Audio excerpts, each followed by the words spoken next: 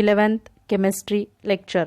कोणता चॅप्टर चालू आहे बघा, states of matter, liquids and gaseous state. या चॅप्टरमध्ये आपण लिक्विड आणि गॅशियस स्टेटचा स्टडी करणार आहोत. मग त्याच्यामध्ये आपण characteristic property of gaseous last लेक्चरला स्टडी केलं होतं. त्याच्यामध्ये त्या फिजिकल प्रॉपर्टी, त्यानंतर मेजरेबल प्रॉपर्टीज, त्याच्यामध्ये मास, व्हॉल्यूम, डेन्सिटी, डिफ्युजन ह्या प्रॉपर्टी स्टडी केल्या होत्या.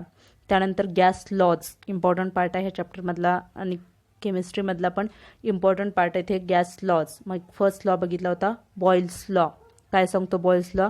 At constant temperature and fixed मास.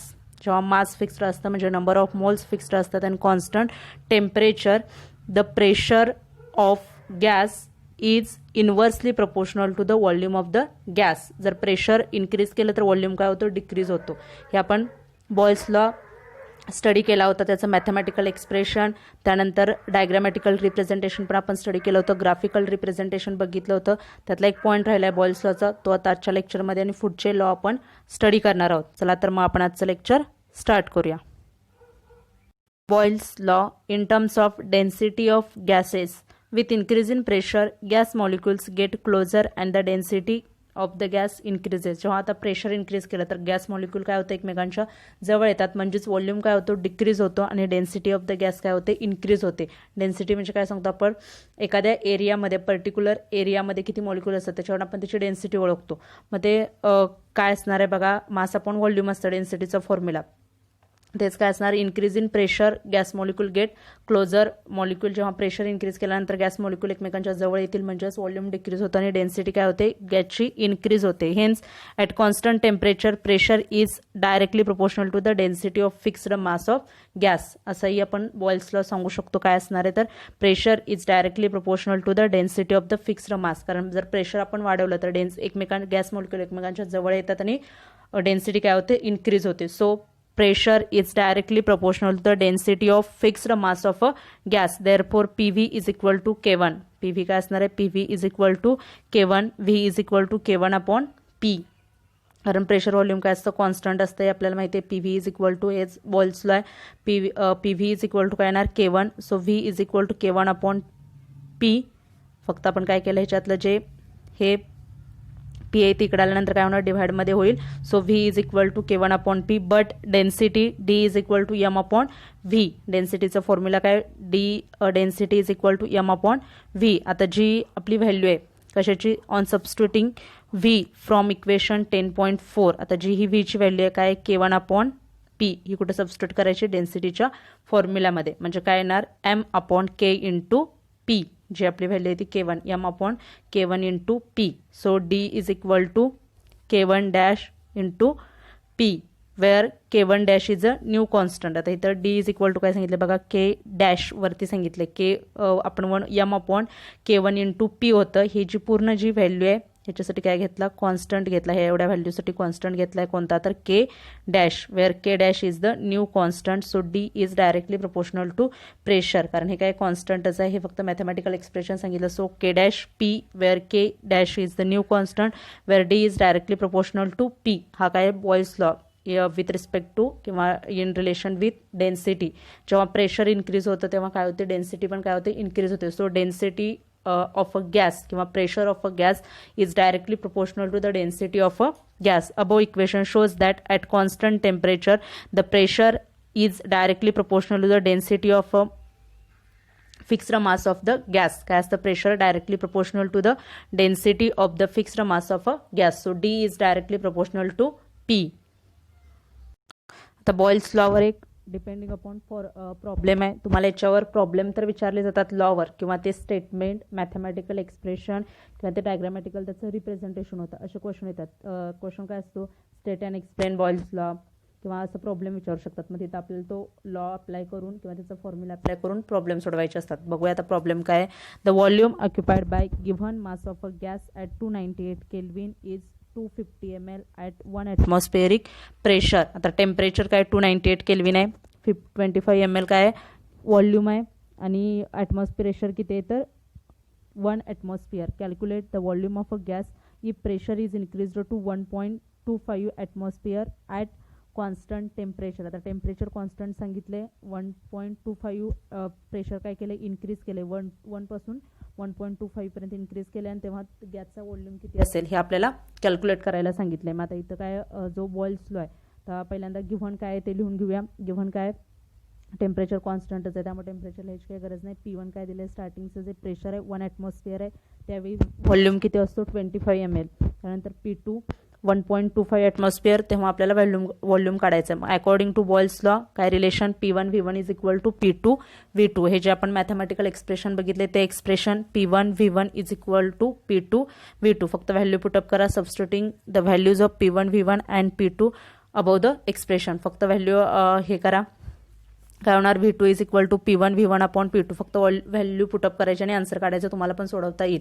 काय आन्सर येतं तर 20 ml. The volume occupied by the gas is 20 ml. बघा आता प्रेशर वाढलं व्हॉल्यूम कमी झाला. अगोदर स्टार्टिंगला किती होता 25 ml होता काय झालं कमी झालं. आहे का बॉइल्सला when pressure increases volume decreases. समजलं का. बघा असेच प्रॉब्लेम असतात तुम्हाला एकदम इझी असतात त्यामुळं तुम्हाला सोडवता येतील व्यवस्थित.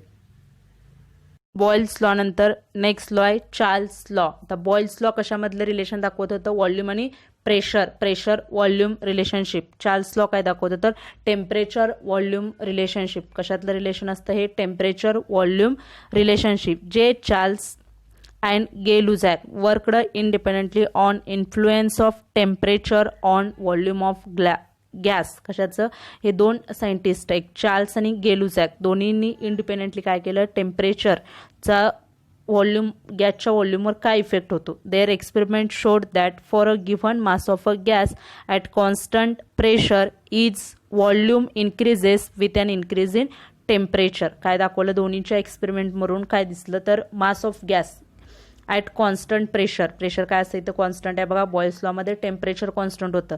At constant pressure mass of a gas at constant pressure its volume increases. काय होतं volume increases with increase in temperature. Temperature increase केलं तर व्हॉल्यूम काय होतो इन्क्रीज होतो किंवा व्हॉल्यूम इन्क्रीज केलं तर तिथं काय आलं तर with volume increases with increase in temperature. म्हणजे काय हे directly proportional volume directly proportional to temperature.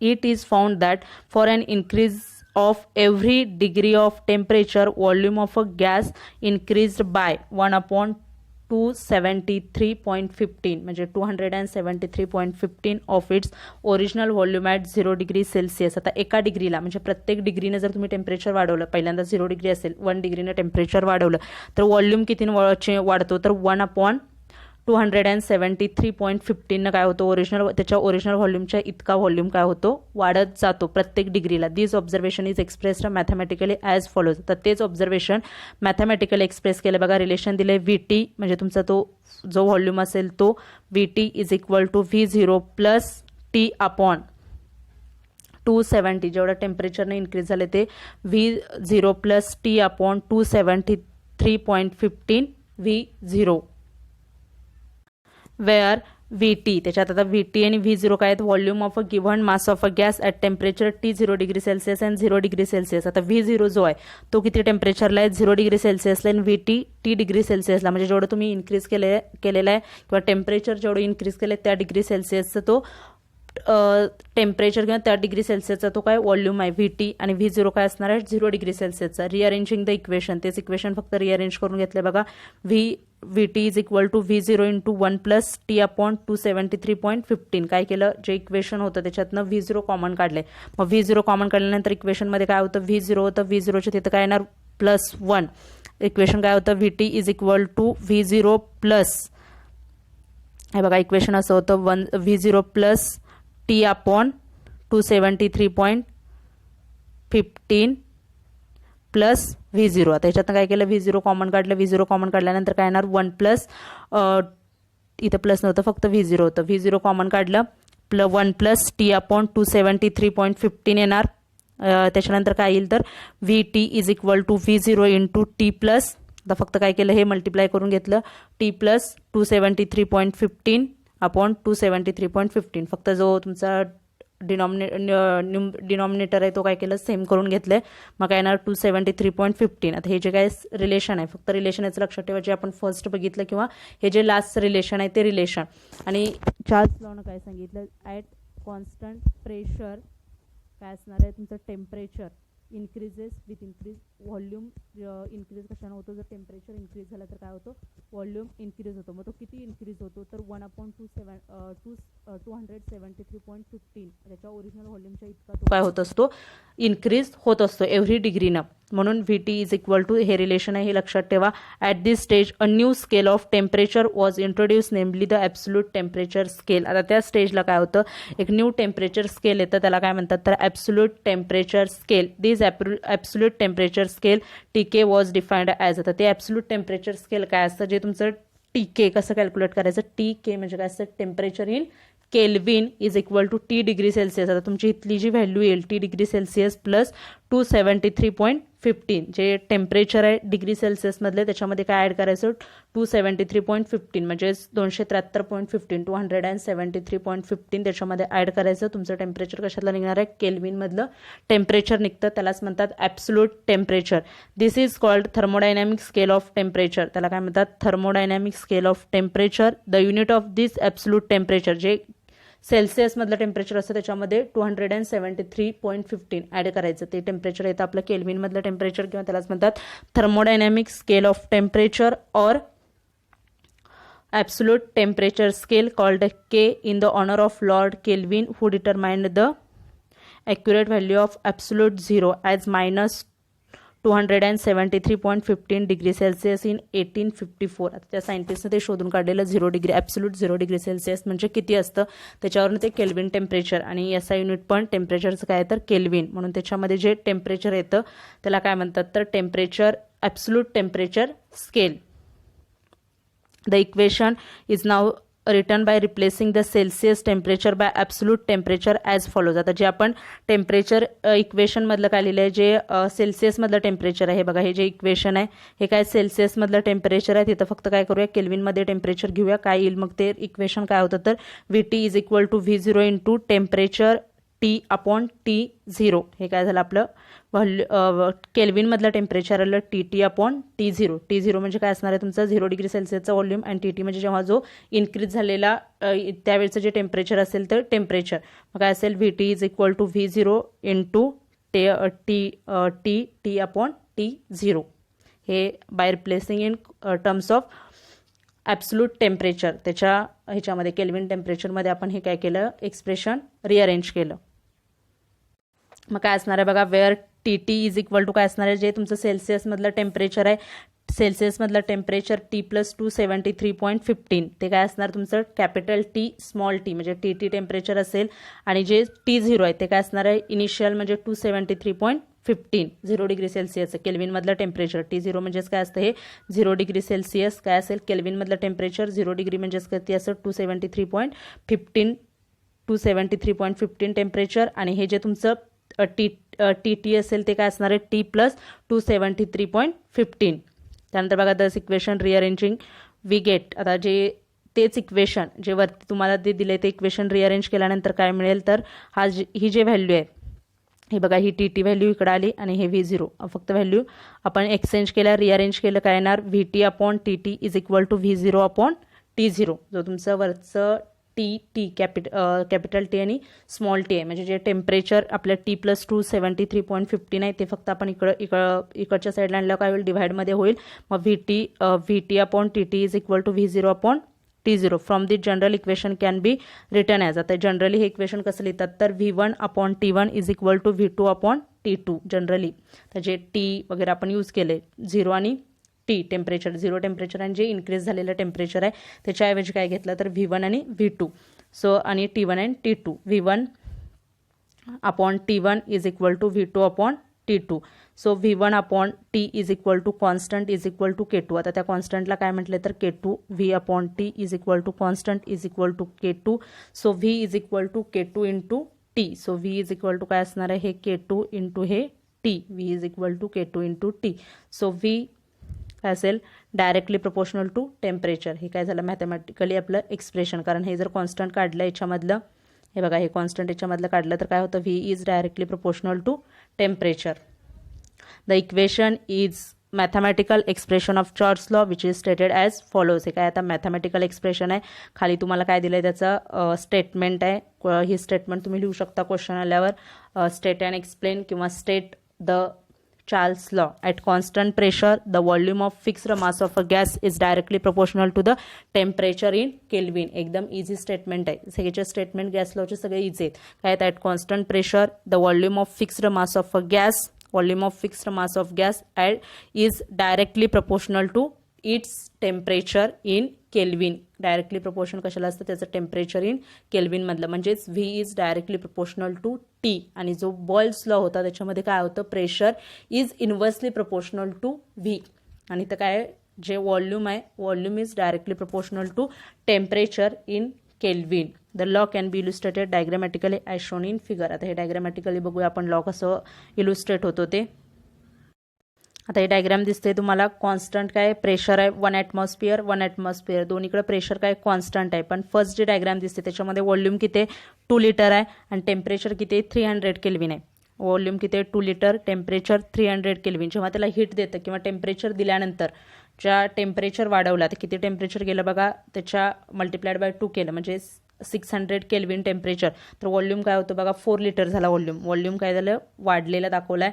म्हणजेच जे temperature in Kelvin is directly proportional to volume of a gas at constant pressure and fixed mass of a gas. हे diagrammatically representation ह्याच्यावर तुम्हाला समजतं. जरी टेम्परेचर वाढवलं तर काय होतं, व्हॉल्यूम वाढतो. पण प्रेशरच्या बाबतीत काय, प्रेशर वाढवलं इन्क्रीज केलं प्रेशर तर व्हॉल्यूम काय होतं तुमचा, व्हॉल्यूम तिथं कमी होत होतं. इथं काय होतं, व्हॉल्यूम वाढतो ॲट इन्क्रीज इन टेम्परेचर. तर खाली हे डायग्रामॅटिकल ग्राफ पण दिला आहे. तर ग्राफ बघणार आहे आपण नंतर. हे याचा पुढचा पॉईंट बघितल्यानंतर तुम्हाला मी ग्राफ एक्सप्लेन करते. Absolute zero temperature and Charles law. आता absolute zero temperature and Charles लॉमध्ये काय होतं बघा, according to Charles law the graph of volume of a gas at given constant pressure say P1 plotted versus its temperature in Celsius is a straight line with a positive slope. आता जेव्हा आपण graph काढतो म्हणजे volume कशाच्या versus काढायचं आहे, pressure जे constant pressure आहे, प्रेशर वर्सेस इट्स टेम्परेचर कुठलं सेल्सिअस मधलं, तर तो काय येतो straight line with positive slope. Straight line येतं आणि positive slopes. On extending the line to zero volume the line intercept the temperature axis at -273.15. आता जेव्हा हा एक्सटेंड केलं आणि झिरो व्हॉल्यूमला आणलं तर काय होतं, लाईन कशाला इंटरसेप्ट होते, temperature axis -273.15 degree Celsius at any other value of pressure say P2. आता जर एका P1 प्रेशरला काय येतं ते पॉझिटिव्ह स्लोप येतो आणि लाईन काय होते स्ट्रेट लाईन येते. पण ते जर एक्सटेंड केलं लाईन झिरोपर्यंत झिरो व्हॉल्यूमला तर किती येतं, इंटरसेप्ट टेम्परेचर किती असतं तर मायनसमध्ये असतं -273.15 डिग्री सेल्सिअस. म्हणजेच काय 0 डिग्री सेल्सिअस आहे. -273.15 म्हणजेच काय असतं 0 degree Celsius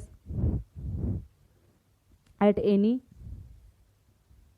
value of pressure say P2. A straight line for volume temperature plot is obtained but we get the same zero volume temperature intercept at -273.15. त्यालाच मिळतो a straight line of the volume versus temperature graph at constant pressure. आता हा जो graph आहे तो constant pressure आहे म्हणून त्याला काय म्हणतात आयसोबार. अगोदरचा जो ग्राफ होता कॉन्स्टंट टेम्परेचर होता म्हणून आपण त्याला म्हणतो isotherm. Zero volume for a gas sample is a hypothetical state. In practice all gases get liquefied at a temperature higher than -273.15. आता जे सगळे गॅसेस जे असतात ते कधी लिक्विफाय होतात तर जे टेम्परेचर जास्त पाहिजे -273.15 पेक्षा जास्त टेम्परेचरला काय होतात गॅसेस लिक्विफाय होतात. This temperature is the lowest temperature that can be imagined but practically cannot be obtained. आता हे टेम्परेचर इमॅजिन होऊ शकतं पण प्रॅक्टिकली ते कधीच ऑप्टेन करता येत नाही किंवा मेंटेन करता येत नाही ते temperature. It is the absolute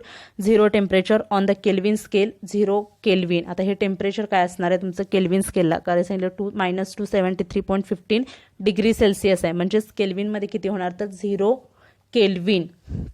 it is the absolute zero temperature on the Kelvin scale. आता हे काय असतं तर ॲब्सोल्यूट झिरो टेम्परेचर त्याला म्हणतात absolute zero temperature on the Kelvin scale 0 kelvin.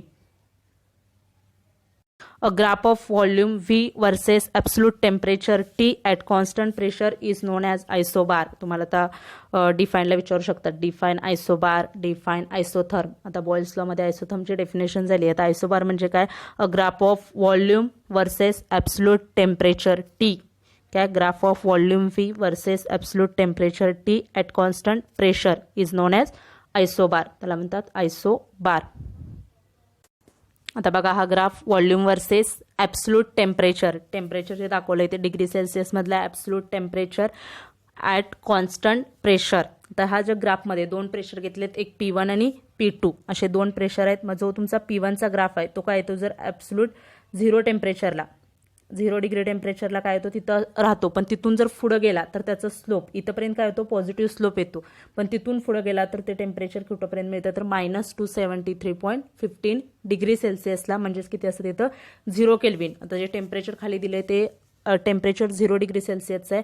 तो ग्राफ कुठे मिळतो आपल्याला तर -273.15 डिग्री सेल्सिअस. त्यानंतर प्रेशर जरी दुसरं घेतलं, प्रेशर इन्क्रीज केलं किंवा काही केलं, प्रेशर कॉन्स्टंटच आहे, दुसरं प्रेशर घेतलं P2 तरी आपला ग्राफ काय येतो परत एक्सटेंड केल्यानंतर कुठं टच होतो तर तुमचं जे टेम्परेचर आहे 0 डिग्री सेल्सिअसमधलं -273.15 डिग्री सेल्सिअस टेम्परेचर म्हणजेच काय 0 केल्विन, त्याला म्हणतात ॲब्सोल्यूट टेम्परेचर. त्या टेम्परेचरलाच तो काय मिळतो तर तिथं आपल्याला ग्राफ मिळतो. आणि ते जे टेम्परेचर असतात ते टेम्परेचर मिनिमम किंवा लोएस्ट टेम्परेचर असतं, त्याच्या हायर टेम्परेचरलाच जे गॅसेस असतात ते काय होतात लिक्विफाय होतात. समजलं का बघा ग्राफ P1 P2 वर्सेस हे टेम्परेचर 0 केल्विन जे टेम्परेचर आहे त्याला म्हणतात absolute temperature. In short, Charles' law explains that at constant pressure, gas expands on heating and contract on cooling. आता गॅस जेव्हा हीट केल्यानंतर काय होतं, अकॉर्डिंग टू चार्ल्स लॉ जेव्हा हिटिंग केल्यानंतर गॅस काय होतो एक्सपांड होतो, म्हणजे काय होतं त्याचा व्हॉल्यूम वाढतो, एक्सपांड होतो. आणि जेव्हा त्याला कूल केलं जातं तेव्हा गॅस काय होतं एकमेकांच्या जवळ येतं, तिथं कॉम्प्रेशन किंवा कॉन्ट्रॅक्ट होतात, एकमेकांच्या जवळ येतात. म्हणजे एक्सपांड म्हणजे काय होणार आहे, जे मॉलिक्युल्स असतील गॅसमधले हे बघा जे मॉलिक्युल असतील एक्सपांड केल्यानंतर एकमेकांपासून काय होतील लांब जातील, आणि कॉम्प्रेशन केल्यानंतर एकमेकांच्या काय होतील जवळ येतील. म्हणजे कूल जेव्हा कराल तेव्हा ते एकमेकांच्या काय येतात जवळ येतात. Contract on cooling and expand on heating, heat केल्यानंतर काय होतं तर एक्सपांड होतं. Thus hot air is less dense than cold air. त्यामुळे जी हॉट एअर असते ती काय असते लेस डेन्सिटी, त्याची डेन्सिटी लेस असते ॲज कम्पेअर्ड टू कोल्ड एअरपेक्षा. So hot air is a less dense than cold air. आता तुम्हाला रिमेंबरसाठी पॉईंट दिलाय बघा काय, remember on the Kelvin scale water freezes at nearly 273 Kelvin and boils at about 373 Kelvin. आता water काय होतं 273 केल्विन जे आहे त्या टेम्परेचरला काय होतं फ्रीज होतं, आणि बॉईल कशाला होतं 373 केल्विनला. Note that we return Kelvin temperatures in K without degree Celsius. आता जे केल्विन टेम्परेचर असतं विदाउट डिग्री सेल्सिअसच्या याच्यामध्ये आपण लिहू शकतो, पण आता तुम्हाला लक्षात काय ठेवायचं 0 केल्विन जे असतं त्या टेम्परेचरला काय म्हणतात तर ॲब्सोल्यूट टेम्परेचर. आता हे याच्यामध्ये चार्ल्स लॉचं एक स्टेटमेंट, आणि जे आपण मॅथमॅटिकल एक्सप्रेशन सोडवलं ते VT किंवा V0 वगैरे आपण अप्लाय करून ते सोडवलं ते ह्या लॉमध्ये तुम्हाला लक्षात ठेवायचं आहे. त्याच्यानंतर ह्याच्यावरचे प्रॉब्लेम्स, तर एक आपण प्रॉब्लेम बघूया. At 300 kelvin a certain mass of a gas occupies 1 × 10⁻⁻⁴ dm³ volume. Calculate it's volume at 450 म्हणजे 450 kelvin and the same pressure. तर प्रेशर काय सेमच आहे, प्रेशर दिला नाही आहे.